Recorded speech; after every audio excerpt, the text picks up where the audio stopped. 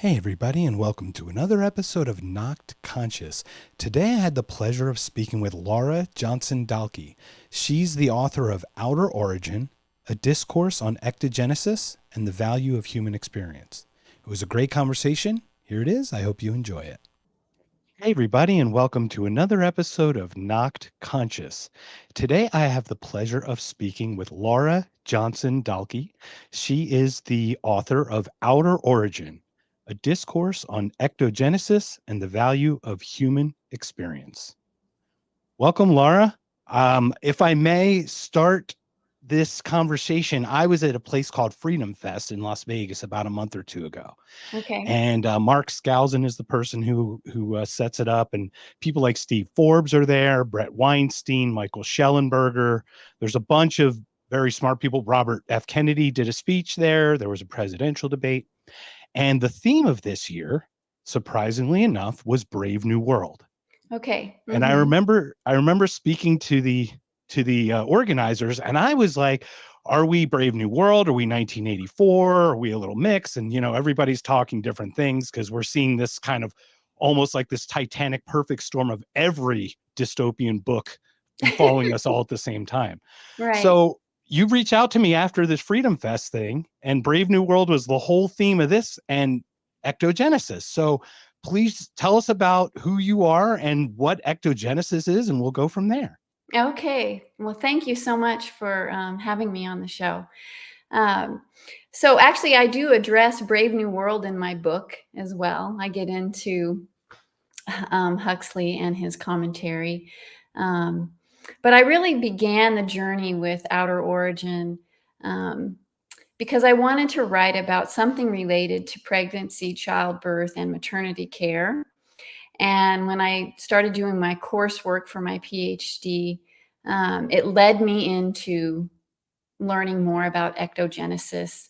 Um, we read Brave New World and Frankenstein and other philosophy of technology essays and things. And so I kind of it funneled me into ectogenesis as my topic. And ectogenesis, as it currently stands, would just be partial ectogenesis. Um, Full ectogenesis or complete ectogenesis is what I really address in my book. It is yet to happen, but we're moving in that direction. And it's depicted, of course, in Brave New World, where we are growing infants from the blastocyst stage all the way to birth, which we currently can't do. But so the first step would be then to have this partial ectogenesis where we're taking a preterm birth or fetus and placing them in this womb-like environment for better outcomes. And so that's the thing that's really getting going now. But there's Which is also almost kind of like almost if you had like a premature baby, you'd have the incubator. This yes, would kind of be a very advanced version of that would this is replace a certain time of the gestation period. absolutely. So yes, that is what they're working on, and this is currently um, pretty advanced in its stage. It's research being done at the Children's Hospital of Philadelphia, led by Alan Flake and Emily That's Partridge. crazy. I actually had a bad car accident in 1988, and I was at the Children's Hospital of Oh, Philadelphia. were you really? Yeah, very Oh, small wow. world. So Is that where you proud are to be. now? Are you? No, I'm from Philadelphia, but I'm in Phoenix now. But Oh, my parents okay. are still Yeah. there. Yeah, Yeah. interesting. Okay, So yeah, it's so being Chuck, done yeah, there. And it's what they call a biobag system. So it's and they've put lamb fetuses in the bag and had success. They kept them alive for about 4 weeks. Um, but they're putting them in a simulated amniotic fluid, and then they're able to pump oxygenated blood through their own heart rather than an external source, which is what incubators are doing now. It's from an external right. It's like source. an assistance, right? There's It's more of an an assistance, assistance. and usually the problems occur with these preterm infants because of their lung development isn't where it needs to be. And this would assist that and hopefully reduce morbidity and mortality, and probably reduce the line of viability, which is right now about at 22 weeks gestation.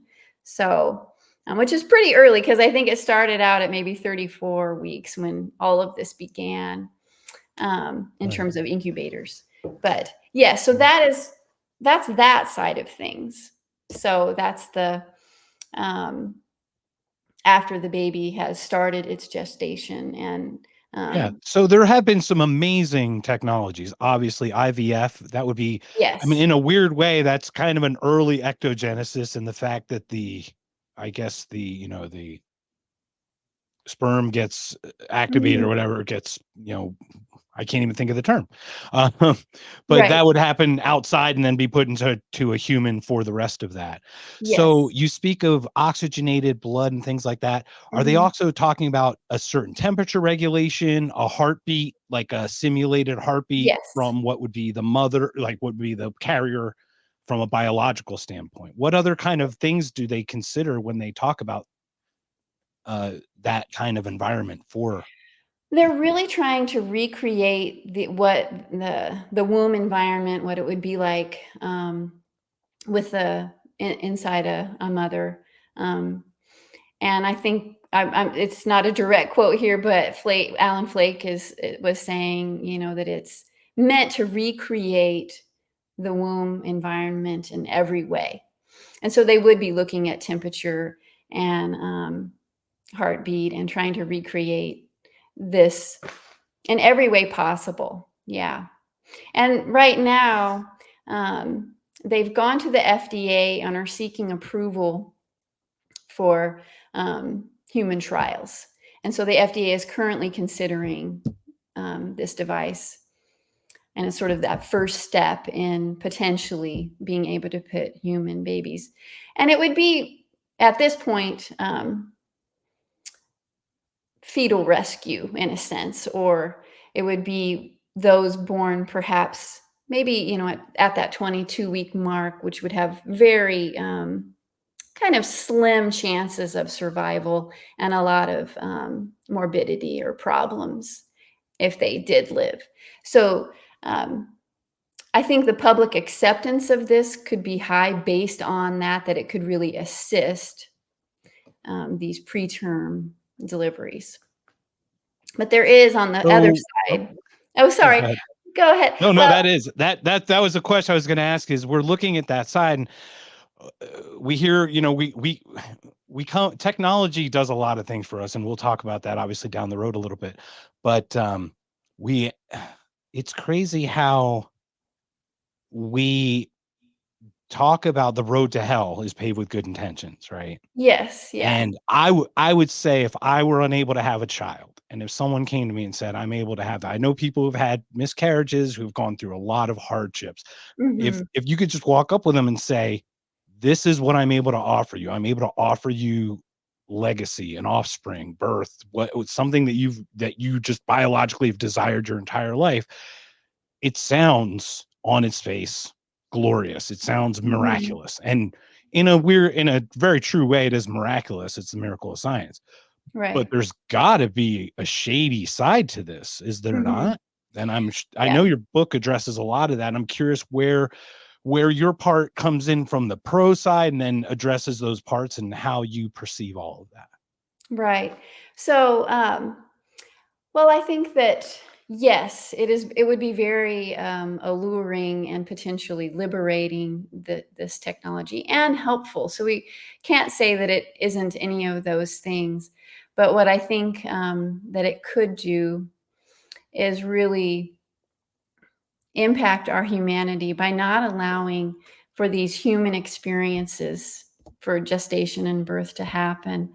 And we don't really know a lot about that uterine environment and that intersubjectivity between the fetus and the mother, and how much, even on a daily or hourly, minute by minute basis, this might,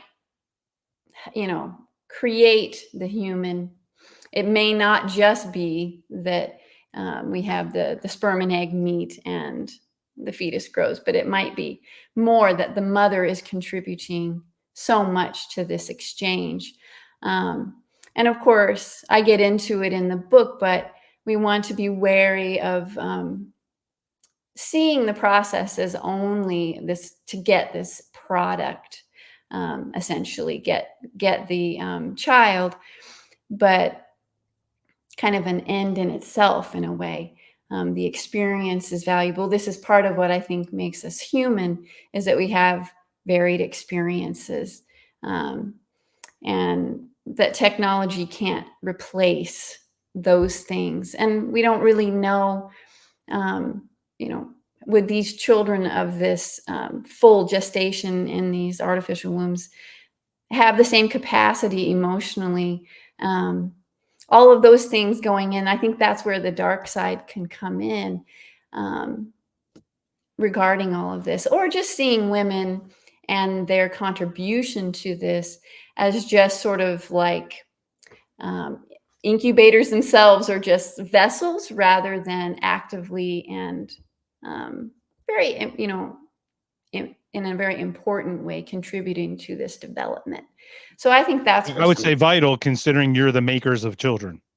So it Yes. seems pretty Yeah. important to me. I mean, you know, Yes. And I think we don't necessarily know um, just exactly how all of that creates the human, right? The yeah. the psychology. In Hacking Darwin by Jamie Metzel, he sort of gets at that to a degree. He doesn't talk a lot about synthetic wombs, but I actually had an email exchange with him. I don't know if you're familiar with his work, but he says I've heard of that it. I've heard the name. So yeah, he just says that we don't, know that much about this exchange, and he's we pretty certainly don't weary know of. enough about it, Right. regardless of like whether we know a lot or not. We don't know enough about it to make Yeah. kind of bold claims like this. I mean, Right. And I think that, there's also something to be said for the mystery, um, or the awe of it all, and not just the science and technology and the function of it. And so I get into that in the book as well. But yes, that's where I think the darkness could lie. So, yeah. So that's an excellent way to look at that. I mean, we look at how, for example, abortion's key in today's society as well. How many percentage of abortions are now taken with a pill? That's just yes, literally right. sent in the mail. So Hmm. we're finding what I'm seeing is a cultural push, unfortunately, for Hmm. a reduction in society. And we're Hmm. seeing it from the ease of having these things to, in my opinion, this a machine that makes babies would devalue life because Hmm. it's no longer biological entity that that had that curation with the mother, with the contact, Hmm. feeling the kick and then touching the belly and Hmm. responding to that kick and all those interaction things that you would think have to implement or affect that child's not first 9 months Mhm. of growth and nurturing, you would Mhm. think, even in the womb. So what are some of the specific parts that you thought about in that respect that might be lacking or that Mhm. are sufficient? Well, I just actually was thinking of Brave New World and how, in that book, Huxley drops us into, the Central London hatchery when we first get started reading the book, and It is this, shocking how he just drops you in right you there. just dropped Like, in, yes. It is shocking, and we see right away how the world state is trying to control and create the society for its own purposes.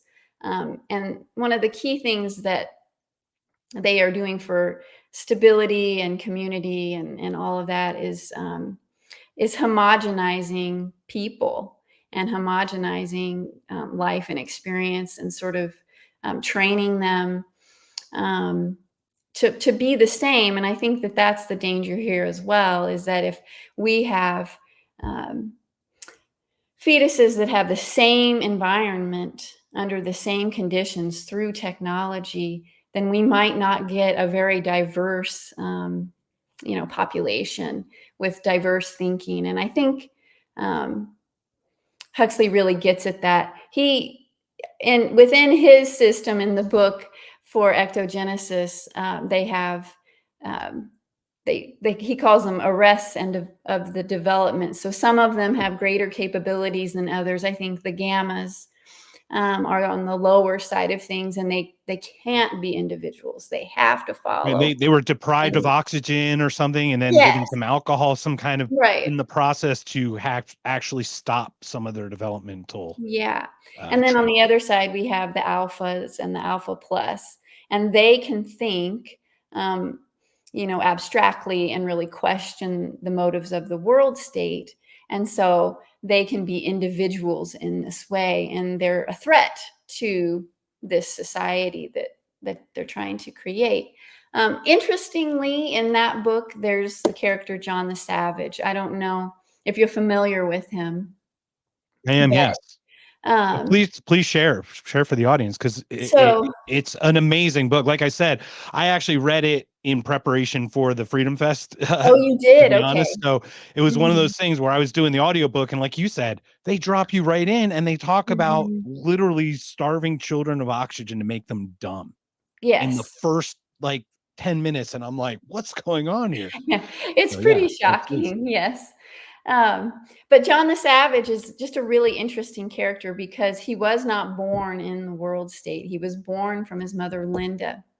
And so he's the only character, and um she was born there and then was mhm. excommunicated or something, correct? Wasn't she Yes, she went exiled? to New Mexico, yeah, mhm. But she had John, and he's the only character that's of woman born. So that's something to note, right? And so he can't really accept the terms of the world state. He's looking at this as an individual, and um, he says something about there. So many of the citizens have this sameness, and it makes him feel squirmish that everybody's the same and following in line, and it's very militant and everything. And so Very peculiar, yeah. he has this statement that he says to the controller, and it's something along the lines of, that he wants all that life has to offer, even if it means suffering or contracting a disease or feeling miserable. He wants the ability to be able to have these human experiences. He values experience. And of course, he was really interested in reading Shakespeare and just getting the full breadth of what it means to be human in terms of experience, and both the good and the bad, and how this makes us unique and individual. And I think that this system could really de-individuate, Yeah. and create. And Huxley drives home the point. I don't want to spoiler alert, but the Mhm. only non, only person born of human birth takes his own life That's at the right. end. It's So he does, so yes. the end is the death of it all. Yeah, he can't, cope with that reality. Yeah. So it's a kind of So a grim end for John the Savage, yes. yeah, and it kind of puts a point onto this is at what point do we allow this? Because I can imagine, once again, the first intention is we can't have a child. We're trying to have a child. We Mhm. can't, we just can't. We want to do this. Okay, great. But then it's like the people can afford it and it becomes Yes. convenient.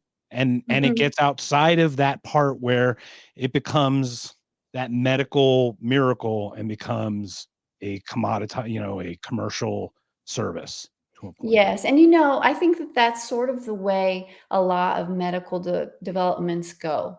They may start out in for a small number of people, that need assistance, or, it's for maybe a real problem. And then it has a tendency to grow over time, like you're saying, to be used more en masse, right? Yeah. and The one use. I'm thinking about currently in a technology, once again, we'll talk about Heidegger here in a little Yeah. bit, but Okay. it Mhm. is Neuralink, right? I mean, we've got Mhm. Elon Musk Neuralink. We have the first person who's done it. I think they're testing the second, and it has changed this person's life. Uh-huh. Absolutely changed this person's life. When Mhm. we start having the people and the haves and the have-nots, and it starts becoming a Mhm. differentiator that you can access information 10 times faster than your rival, Mhm. this is when those questions really come in of when does it benefit the whole and when does it really benefit, specific groups within the whole? Right. Yeah. I mean, I think that so we see this right now with like cesarean delivery, let's say, where we have initially in the 70s, it was about at 5% of deliveries were born by cesarean, and it was really used for, you know, cases that weren't going to go well without it. And now we're up to on average 33% of Right. deliveries. So in one generation we've jumped 500% in terms of cesarean delivery. And And it it is an doesn't. operation. It has a charge to it. They can bill you. They've Mhm. manufactured the consent, right? Once again, it becomes an industry thing. When does Yes. the industry come full circle? We talk about late stage capitalism. I mean, one of Mhm. the great Mhm. examples, we have the most amazing company in Boeing. Boeing Uh-huh. aircraft.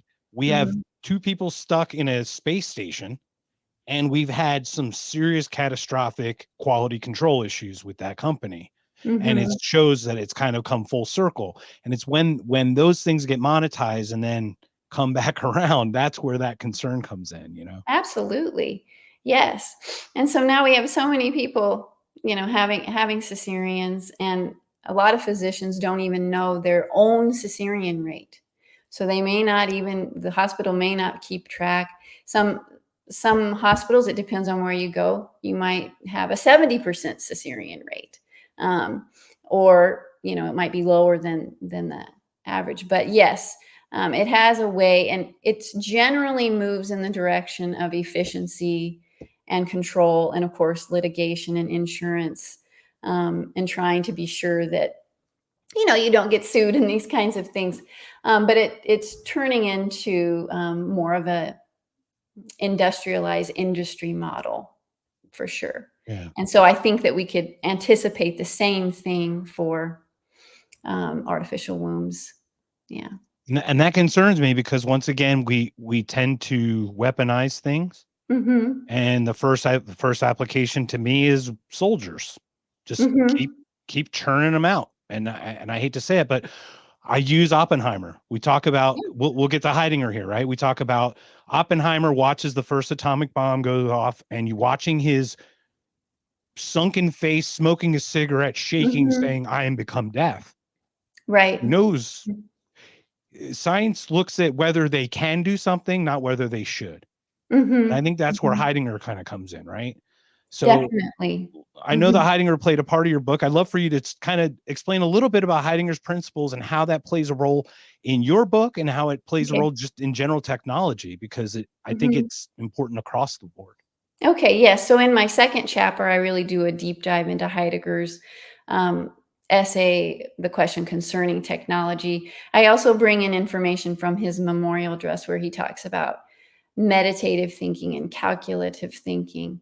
But he was the first philosopher to sort of take on the technology issue and what does it mean for humanity, and um, kind of laid that groundwork for that kind of thought. So in his technology essay, he one of the big things coming out of that is his rule of end framing.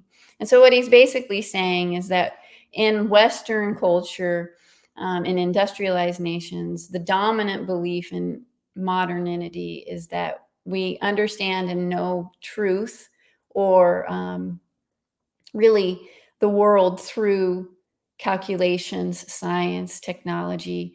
And it really focuses on expediting and ordering and making things more efficient, maybe even just for efficiency's sake. And so when we apply this to reproduction, we see that this could easily happen with artificial wombs. And I do get into it in a different part of the book about how we have population decline, especially in major world powers like China and the United States too, Italy, Japan. They're losing populations. They're not at replacement level. And so I speculate that if we were to have artificial wombs, that potentially governments may come in and want to use them and create the citizens that they aren't able to have otherwise. That's a little bit maybe of a leap and maybe more like Brave New World, but I do think there's some potential there, I know right? it sounds like a jump. I know it sounds like a jump, but let's not kid ourselves. We have someone like Yuval Harari calling us useless eaters. What Uh-huh. do you do with useless eaters? You get rid of them. Now, Mm-hmm. the ones that you get rid of are the born ones that actually have a sovereign right to birth. Mm-hmm. Right. You start putting them in out of drums. And where's Mm-hmm. that sovereign right? That doesn't I would argue that every life has some kind of a sovereign right to it. However, that does gray that area, and that changes all the politics and all those pieces. And I can't imagine that part is already in their foresight, where they're like, oh yeah, we'll just replace with useless eaters, but we'll just use them functionally for our needs, as Yes, many or as few absolutely. as we want, and very much control that number in a way. Jamie Metzl in Hacking Darwin talks about, kind of a genetic arms race as well. So with the use of CRISPR, the gene editing tool, there's potential, right? If there aren't maybe clear guidelines set, that this could be paired with something like CRISPR, and you could create, a master race, and of course all the eugenic horrors that would be, right? But there's potential, I think, for something like that. We have the power to sort of control our evolution, or we will very Right. soon. And actually, I came across during my research, um, Elon Musk had a tweet about um, we should be more concerned about population decline. And then someone responded by 100%. saying, yes, we need to be thinking about ways to basically expedite reproduction and focus on artificial wombs. So it's in the conversation for sure, this idea. But if we were to pair it with CRISPR,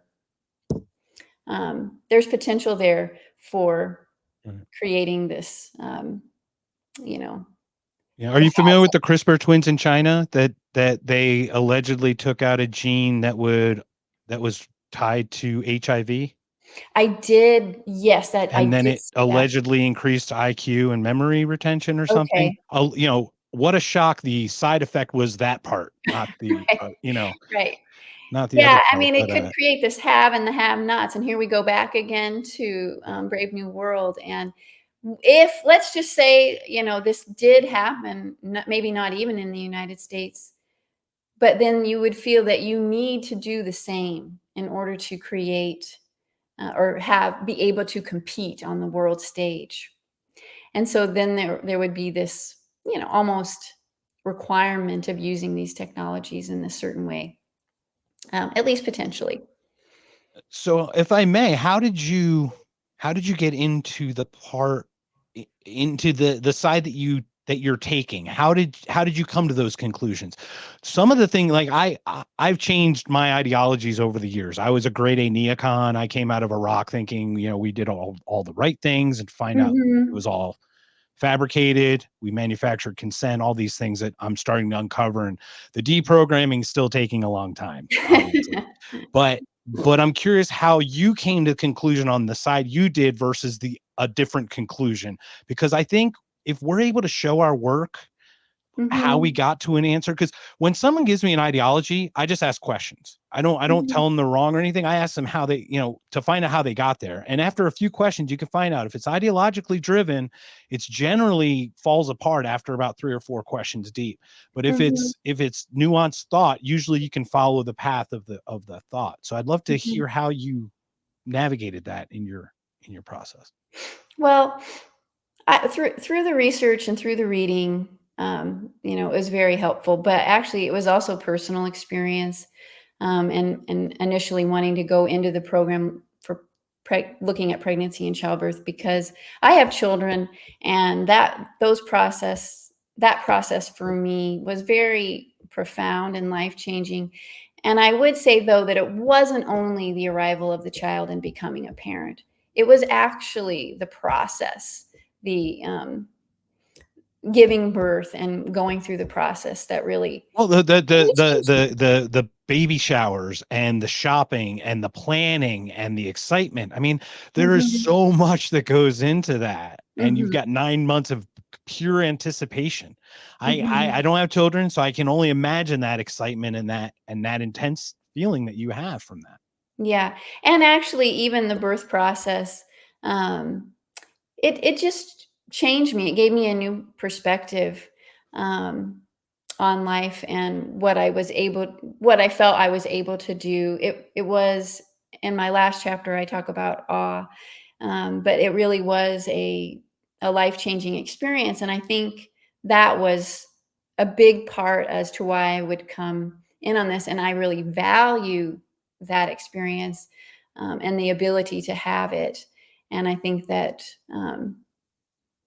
I'd like to celebrate that rather than outsource it, Right. because I think there's a Right. lot of value, and I think that, in the Yeah, age it's of it's interesting, right? We talk about toxic masculinity and how the male all of a sudden the male's interfering in the child's development versus part of the nurturing process. It seems Mhm, very odd to me.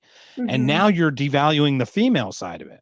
It's like Yes. where's the value of, and it seems this weird orchestrated thing where they're devaluing the parent and replacing it with some kind of government or just some kind of other structure that is outside the parent, almost an Mhm, ecto parental.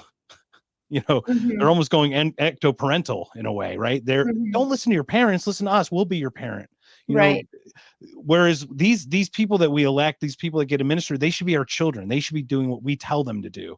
They are Mhm, the ones now, the ones making the rules for us, and we're as culturally, it seems we've softened to the point where we're allowing that. And there seems to be a reckoning about to happen where the pushback is going to be pretty strong here in a little bit because the mhm, sovereign individuality is starting to really take footing again.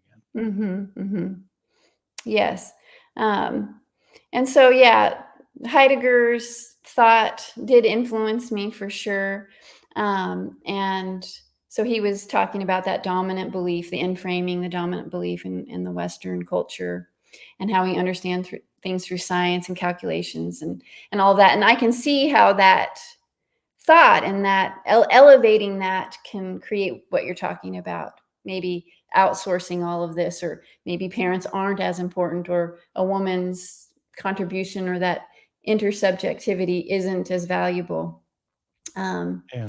yeah. And that's unfortunate, right? Because that's kind of the things we need to consider going into Mhm. these things. Now, I will say all of the scientific things that have come out of it are amazing because out of nuclear weapon does come nuclear power. So, Yes. Right. there are transitions to certain things.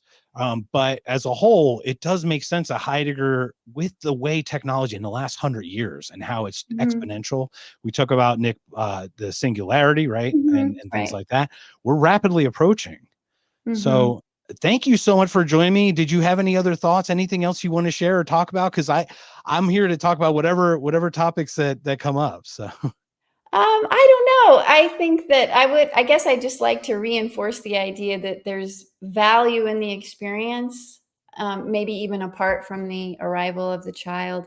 And that when we value that, I think we elevate humanity, you know, as a whole. yeah, And when we help women achieve their desires and goals throughout that process, rather than maybe trying to create a uniform, homogenous experience, then I think we also elevate humanity and celebrate the individuality, which I think is a discussion of also um, how we might be unique in this technological world, right? Is right. what's our value? How are we unique? I think it's when we are virtuous, when we're um, brave and courageous, and we take chances and fall in love. Like John the Savage, we want to take on everything. That's when I think what we contribute and have value, and what we get away from if we start moving in this direction of total technology. And And I think those are pressures that actually help us evolve. When technology removes a lot of evolutionary pressures that change, right? Because mhm, that we can easily become stagnant to a point where when something that's outside of our understanding happens that our technology can't compensate for, we're going to have a real large gap between those two spots, and we're going to have yeah, to learn very quickly, or else we don't make it, right? right. Hmm. Yeah, So for it's sure. it's very interesting. And what's interesting you were saying too is I would think that having a child, the experience of having a child would also build community, because you have Hmm. a woman who's pregnant comes in, all of a sudden everyone gathers. It just Hmm. apps, right? It's just a natural thing where all of a sudden it brings people together. That experience is completely removed from every picnic, every reunion, every holiday, every experience that's removed.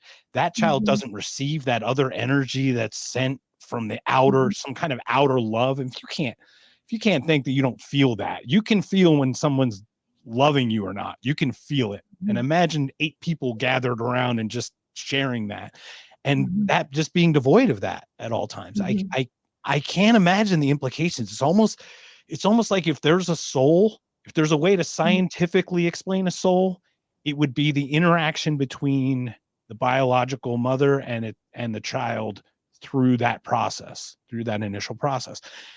I'm sure there's some other piece to it, but I'm just saying if there was a Hmm. scientific way to explain it, that would be a way I would look at it. Oh, that I love. I love that idea. I think that's a beautiful way to say that. Um, One of the first people to talk about our artificial wombs, or um, creating something outside of a woman, was Paracelsus in the 16th century, and he had a recipe for homunculus, which maybe people have heard about. But basically, that homunculus was a man without a soul. That's how he was described. And so, by doing this, by taking this out of a human being, um, this offspring had no soul. And so I love how you described that. I think that's a beautiful way to see it. Well, thank you. I'm grateful for it, and thank you so much for joining. I wasn't able to read the entire book. I was able to really Mhm. dig into the second chapter, obviously, because I work a lot with technology people and those Mhm. implications, and obviously I'm working on this part where I'm seeing this larger group utilizing this technology and just a few steps ahead of the general public, and I'm Uh-huh. trying to catch us up to where they're at so that we can combat, but more just kind of work within that structure better, I Mhm. guess, going forward. Mhm. Yeah. So, so if you have any final thoughts, any final words, please share all of your information, how we can get a hold of you and how we can get your book. Okay, well, my book is on Amazon and Barnes and Noble, and my publisher, Whip and Stock. And I have a website, laurajohnsondahlke.com. That's probably the best way to reach me. So, Perfect. Excellent. I'll yeah. put all your information on there. Well, Okay, great. thank you again, Laura. Thanks so Once much, again, Mark. let me make sure I get this book correct because it's very important. It's called Outer Origin, a discourse on ectogenesis and the value of human experience. Yep, that's it. Thank you so Thank much, you. Laura. Welcome to the Not Conscious family. You have an open invitation if there's anything else you want to share. If something came up, you have a topic or something you want to talk about. I like going wide and deep, but Mhm. anytime you have that, please feel free to join us anytime. Thank you so much. I appreciate it. Thank you again. Have a great day. You too. Take Bye care. bye. 1, 2, 3, 4. Good night, sweetheart. Well, it's time to go. Good night, sweetheart. Well, it's time to go. I hate to leave you, but